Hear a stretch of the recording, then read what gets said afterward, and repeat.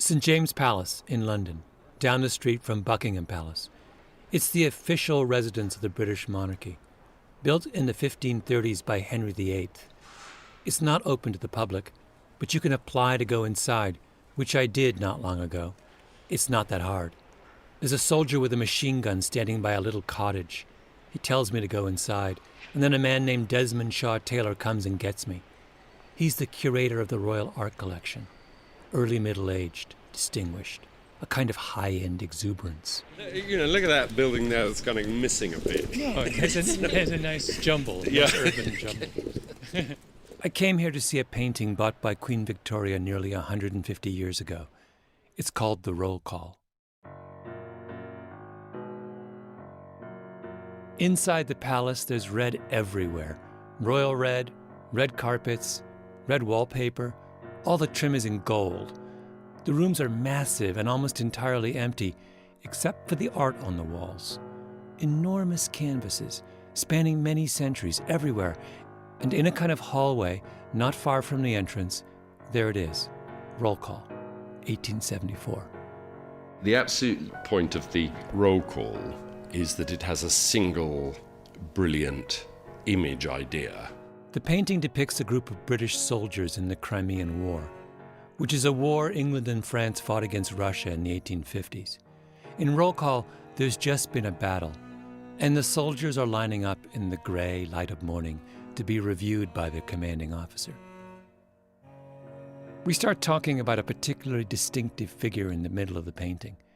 Desmond has a flashlight in his hand because it's quite gloomy in the palace, of course. Palaces are supposed to be gloomy. He shines the light directly on the man's face. That's a brave young man Yeah. who manages to stand upright. And this sort of encounter is suggestive of comradeship, isn't it? St. James Palace has dozens of war paintings. Handsome generals on white chargers, panoramic battle scenes, faceless soldiers in glistening uniforms. They're almost cartoons. But in Roll Call, the men are exhausted, wounded, defiant, bedraggled. It's real. And they are standing in a line, but they're not in a straight line, and they're not anonymous. Yes. So it's got one fantastic idea. Yeah. Thump. My name is Malcolm Gladwell. You're listening to the first episode of my podcast, Revisionist History.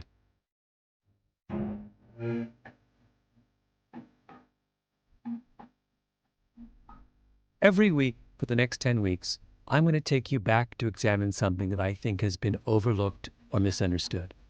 One week, I'm going to talk about a car crash just outside of San Diego. Another week, I'm going to take you back to a secret Pentagon project in Saigon. The tagline of this show, sometimes the past deserves a second chance. And that really goes to the heart of it. I think too often we make up our minds about something that has happened, and then we move on without pausing to ask, wait a minute, is that actually what happened? Do we really understand it?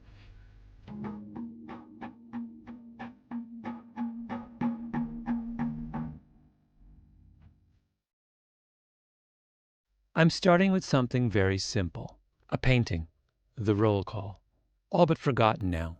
If you want to see it before you listen to this story, you can pause and go to revisionisthistory.com. But in 1874, when this painting became famous, something extraordinary happened that I think is worth revisiting. Because it's an issue that we deal with all the time today, which is what it means to be the first outsider to enter a closed world. The art world in England at that time is controlled by something called the Royal Academy. It consists of 40 artists, and being elected to the Royal Academy is the highest honor any artist can get. It's like winning an Oscar. Membership makes your reputation and makes it possible to become very wealthy as an artist. And every year, the Academy puts on an art exhibition. Thousands of paintings are submitted. They choose a select few and display them at Burlington House on Piccadilly. Remember, this is before movies and television and recorded music. Painting is it. Hundreds of thousands of people come to these shows. And Roll Call gets chosen for the Royal Academy. And not just chosen, chosen in a way that makes it a really big deal. First of all, where the Academy hangs a painting on the wall matters a lot. If they hang it way up near the ceiling, if they sky it, that means your painting is considered second class. If they hang it at eye level, what's called on the line, that's fantastic. Roll call is on the line. Then there's where in Burlington House they put it. There's a gallery in the back called the lecture room.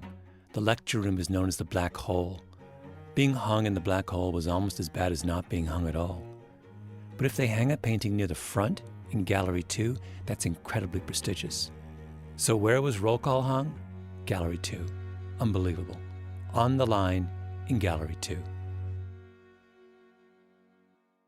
I was reading about it. It creates an extraordinary sensation. Yes, completely. Yeah. In an unusual way, even for that time.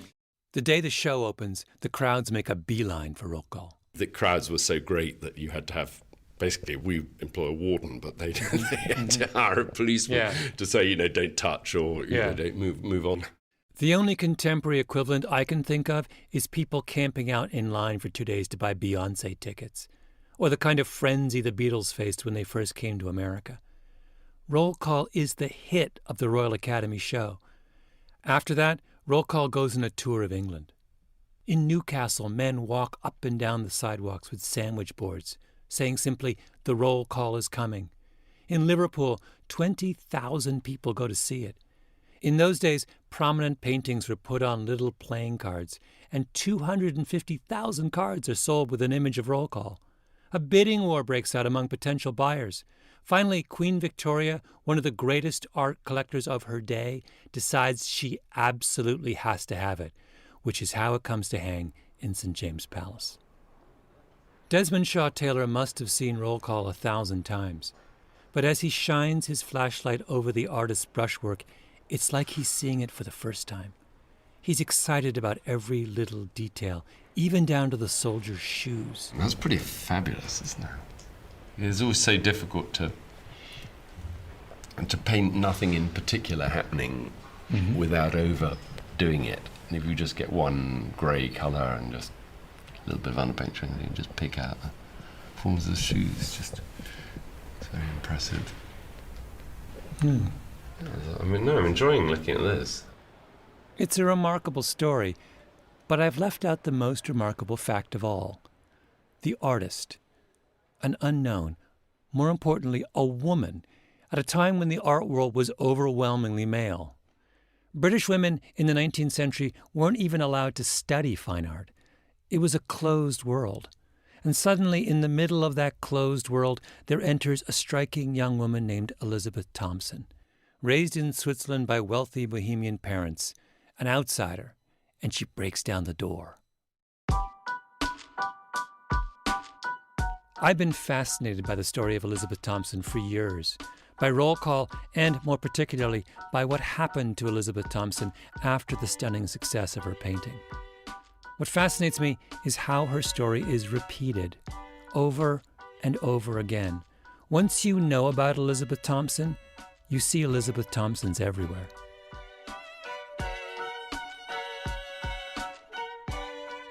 I don't know if you've ever heard of Julia Gillard.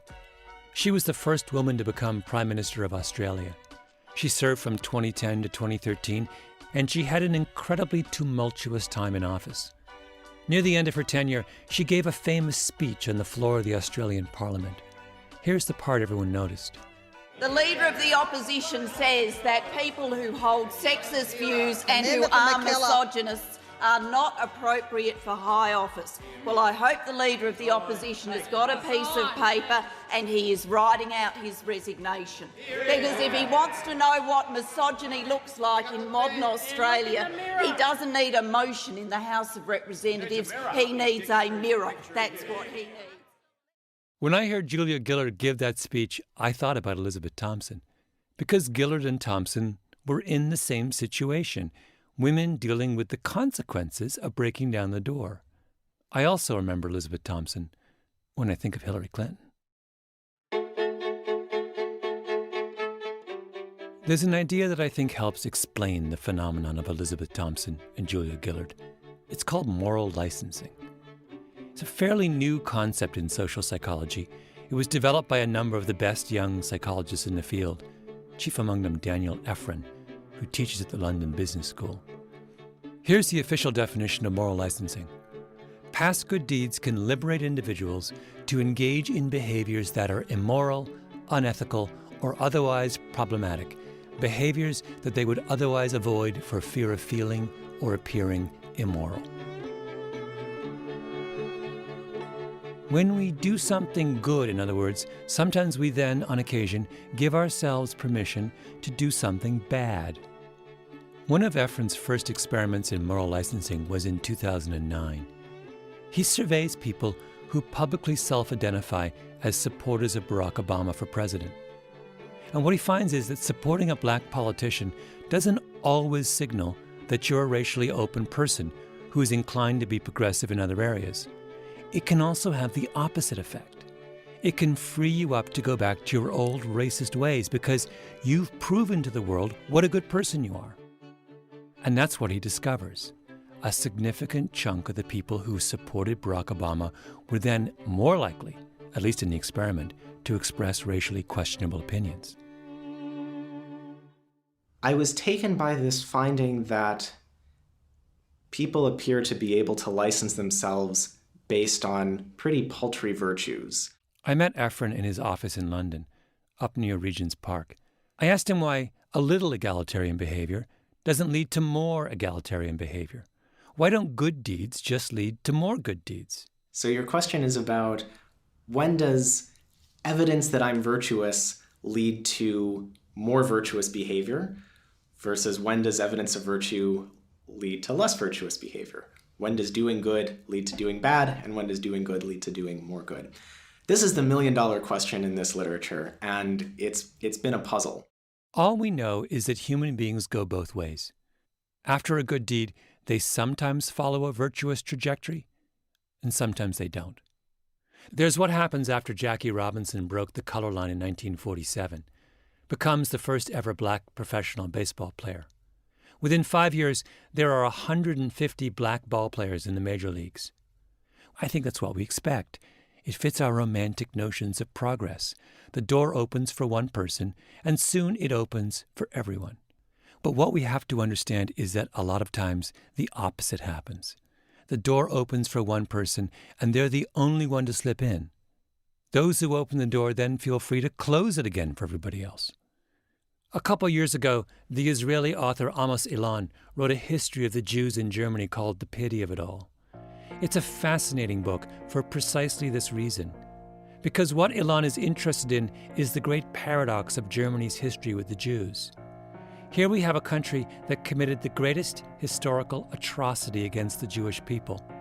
Yet if you take the long view, as Ilan does, you see that time and time again, German culture welcomed Jews, or at least welcomed some Jews.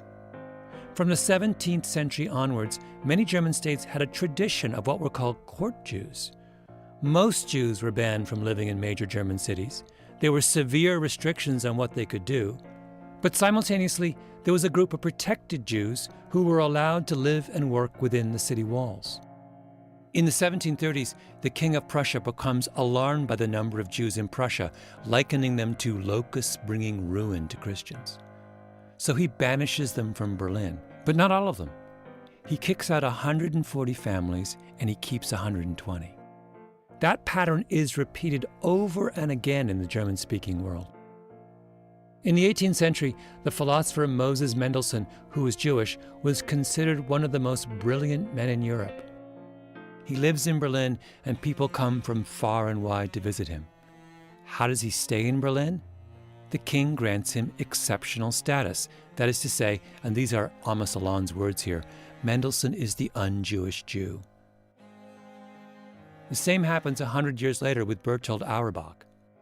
He's Jewish, and he's the most widely read German novelist of his day. He's called the German Dickens. This is now at a time of virulent anti-Semitism throughout Germany, but Bertolt Auerbach is somehow immune from that prejudice. Richard Wagner, the notorious anti-Semite, loves Auerbach and calls him a man rooted in German life. One of the brothers Grimm thanks Auerbach for curing him of prejudice. The Germans hate Jews as a rule, but they love Auerbach. What's going on here? It sounds like a contradiction. It's not. It's just textbook moral licensing. The Germans love Bertold Auerbach, and because they think they have demonstrated their open-mindedness by loving this one Jew, they feel free to act in the most despicable way to other Jews. You open the door to one outsider, and that gives you permission to close the door to others.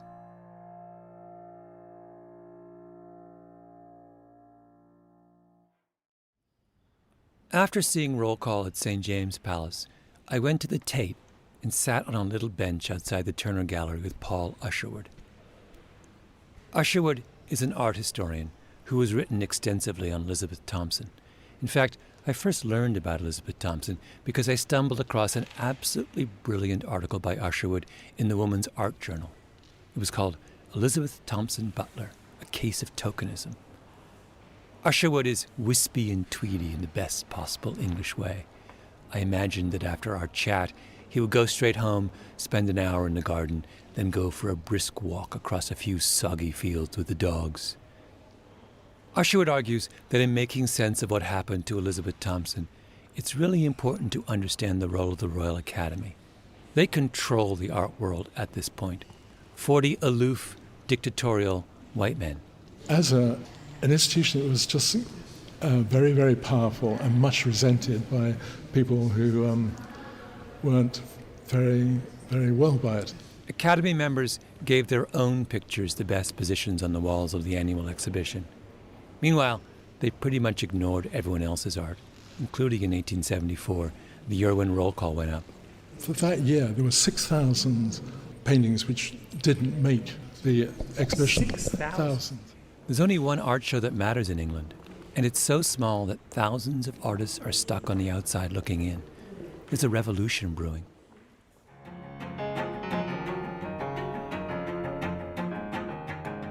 So along comes Elizabeth Thompson, a woman, an outsider, with an absolutely brilliant painting, and the Academy hangs it on the line in Gallery 2, and everyone thinks this is a sign that the Academy is finally opening its doors. To what? To the Holy Grail, membership in the Royal Academy itself. It seems destined to happen. One of the most prominent art critics of the day writes in the Daily Telegraph that Roll Call's success proves that, and I'm quoting here, real genius has no insurmountable obstacles in the English art world. In short order, Thompson is nominated for election to the Royal Academy. She's one of the most famous artists in England. She has a huge public following. Every artist in the country is riveted by her candidacy. And what happens? She loses, but by just 2 votes. It doesn't feel like the end. Everyone says this is progress. Here we have a young artist, still in her 20s, and on her first try, she comes within a hair's breadth of acceptance into the Old Boys Club. Everyone thinks that she's going to be a lock for election the next time round. They look at her and they say, Elizabeth Thompson, pioneer. But then Thompson submits another painting to the Academy. Another brilliant painting called Quatre Bras, a depiction of the Battle of Waterloo. By that time, she's a celebrity and has fantastic assistance from the army. 300 soldiers at one point are paraded so she could paint that picture. This is in 1875, the year after Roll Call's triumph. So what happens to Quatre Bras? What they do is they stuff it away in an obscure corner, so it's quite hard to see. Thompson's new work is hung in the lecture room, at the back, the Black Hole. And the Black Hole is where her election to the Royal Academy also goes. Remember, she was within 2 votes of getting in, and everybody said she's a lock for the next time around. But she isn't. There is no next time around. Instead, the male Academy members have these absurd internal conversations about how it would work if a woman ever got elected. What about the etiquette? At the banquet, how would that be arranged? Who would bring in, it was the thing for the male academician to escort a woman into the banquet, but how would that work with a woman? They fussed about it. They tied themselves in knots at the thought of a woman entering their club. So the Academy members passed new regulations to limit the privileges of any women who might get elected in the future. Because they've proven their bona fides. They hung roll call on the line in Gallery 2. Who can doubt how open and progressive they are? Now they can go back to the way they were.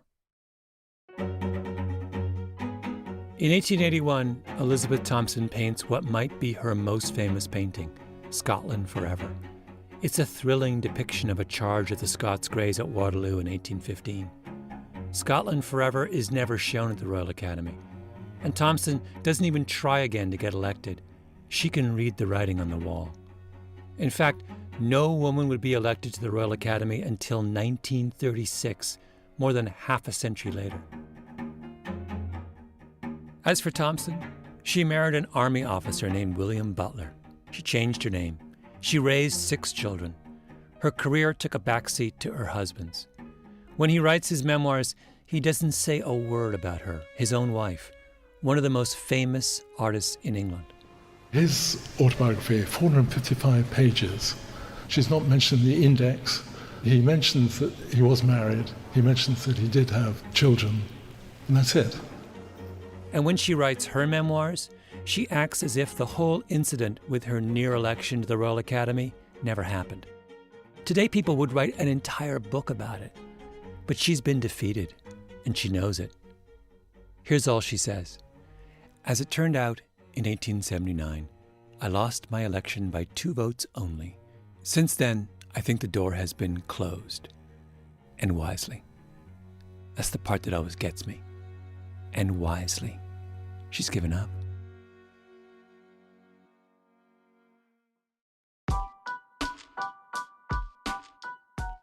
Remember how I mentioned that when I saw roll call, the first thing I thought about was Julia Gillard, the former Prime Minister of Australia? That's because it's the same story.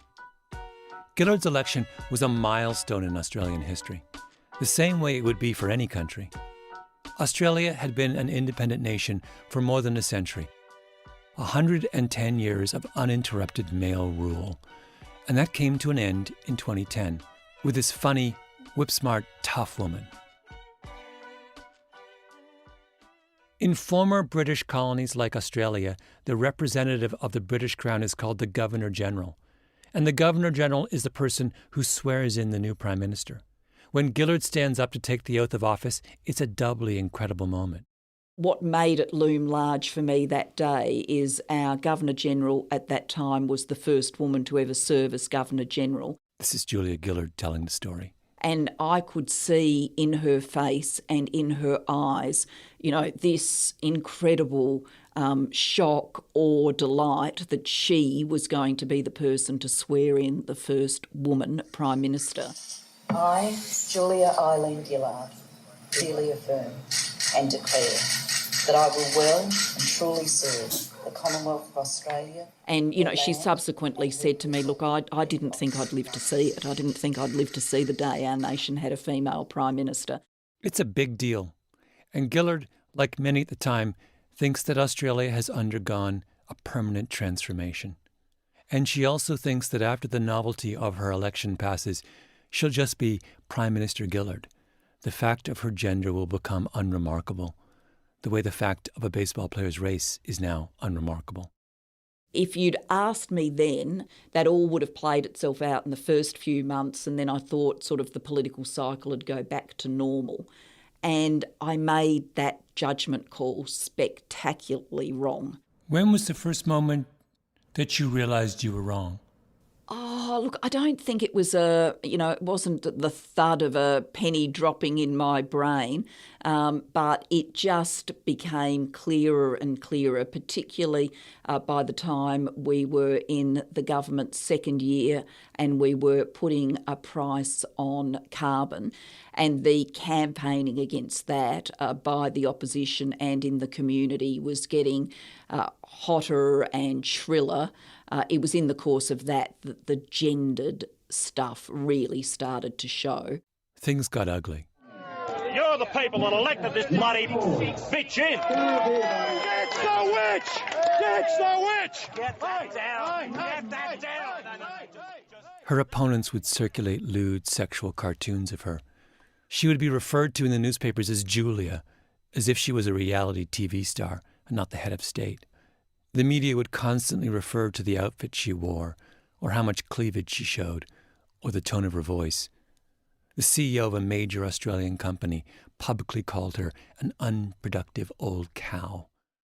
One restaurant offered on its menu Julia Gillard Kentucky Fried Quail, small breasts, huge thighs, and a big red box. Was there any particular moment or thing said that hurt you the most? I mean, it's obviously not a good thing to look out on a scene of protesters and see yourself described as a bitch and a witch and things like that. But for me, actually, the worst moment in my Prime Ministership was not in and of itself a gendered remark, but came from a shock jock. She's talking about the Rush Limbaugh of Australia, a major radio personality who hosts a fundraiser for the Conservative Party, the other party, not Julia Gillard's. And I had recently lost my father. My father died while I was Prime Minister, and he said to this audience that my father had died of shame because he was ashamed of me as Prime Minister. I mean, that was the worst. Oh, wow. Yeah. That's appalling. It is appalling. It is appalling. And, you don't expect to have to do that in your life, and you don't expect that, someone like my mother, who's just a lovely woman and a great Australian citizen, should have to tolerate that being said about the husband she's just lost. Why do you think that intelligent, educated members of a progressive country feel they can get away with such vile behavior? Because they've just elected a woman. They've proven their progressive bona fides, ending 110 years of patriarchy. When the female Governor-General swears in the female Prime Minister, Australia has a collective lump in its throat. But then what happens? Moral licensing happens. And of course, Gillard can't fight back, can she? Until the very end of your tenure as Prime Minister, you keep a pretty stiff upper lip about this. Yes, I think I did. Tell me about that, about your decision of how to handle it.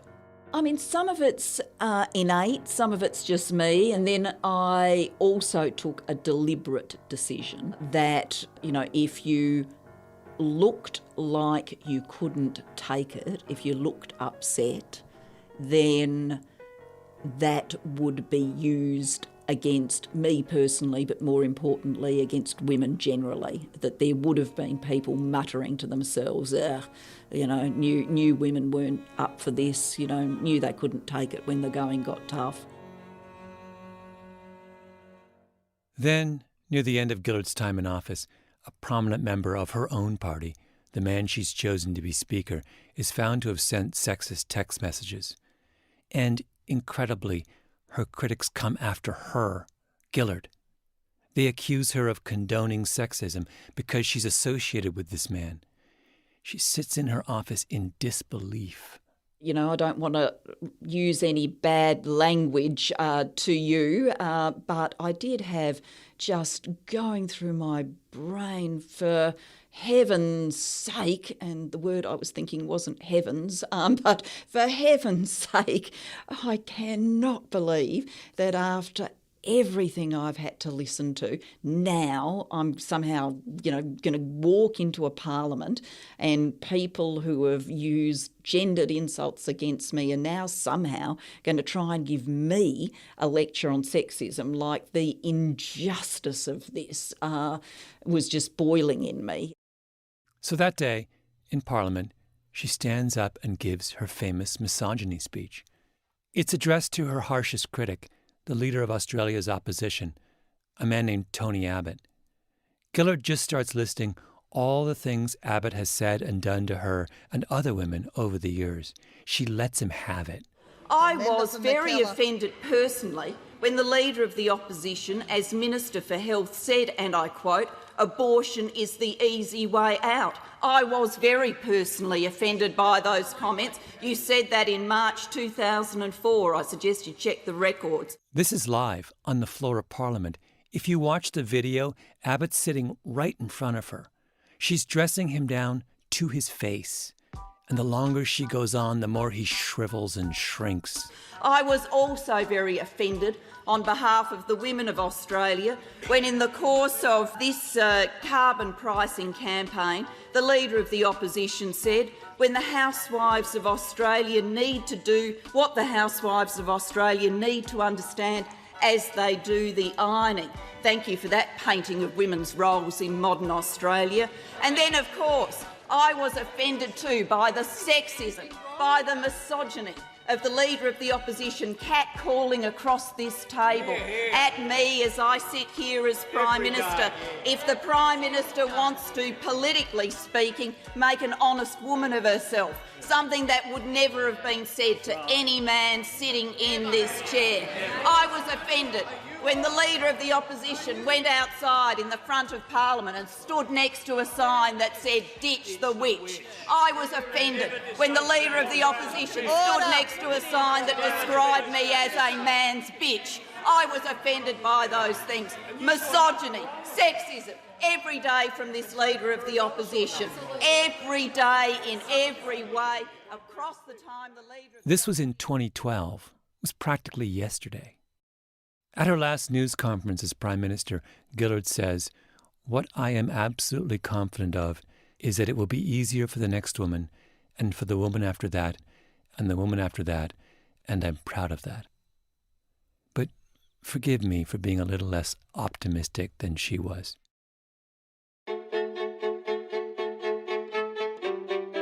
The difference between Julia Gillard and Elizabeth Thompson is that Thompson never had the chance to give a speech like that on the floor of Parliament. She went away quietly. Gillard got the chance to stand up and be heard, and I suppose that's progress. But the underlying dynamics these two women faced, are they all that different? A woman gets accepted into a man's world. She thinks that somehow something has changed, but nothing has changed. The men pat themselves on the back, and then they slam the door shut again. Tony Abbott, the man she eviscerated, he becomes the next Prime Minister of Australia. By the way, here's a partial list of the countries that have broken the gender barrier and elected a woman and then never elected another female leader again. Open the door, pat themselves on the back, close it again. Ready? Brazil, United Kingdom, Germany, Costa Rica, Croatia, Nicaragua, Latvia, Panama, Bolivia, Ecuador, Pakistan, Poland, Turkey, France, Canada, and of course, Australia.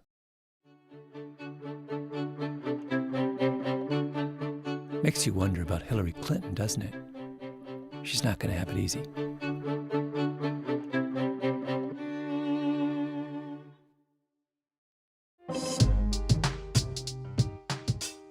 You've been listening to Revisionist History. If you like what you've heard, do us a favor and rate us on iTunes. It helps. You can get more information about this and other episodes at revisionisthistory.com or on your favorite podcast app.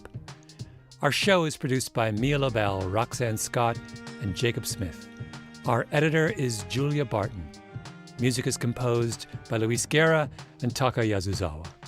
Flawn Williams is our engineer, fact-checker Michelle Soraka, and the Panoply management team, Laura Mayer, Andy Bowers, and Jacob Weisberg. I'm Malcolm Gladwell.